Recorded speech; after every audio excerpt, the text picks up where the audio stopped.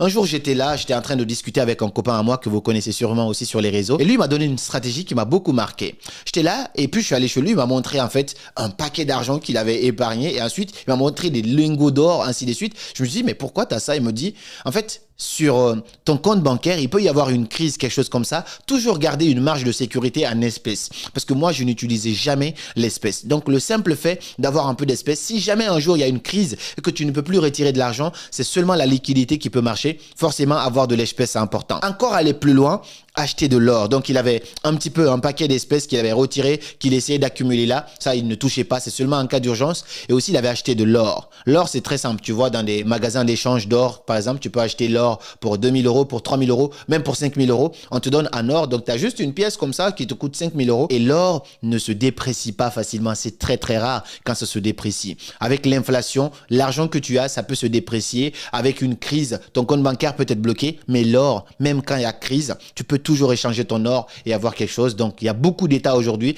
qui ne font que investir dans l'or. Moi, je me dis que c'est une valeur sûre. C'est toujours important d'avoir une part de ton épargne en or. Ça permet en fait d'avoir une sorte de sécurité. Et plus tard aussi, ça peut même être un business. Tu achètes de l'or, tu attends quand ça augmente, tu essaies de le revendre et ça peut te faire une très bonne source de revenus. Voici l'une des choses dans lesquelles j'investis mon argent.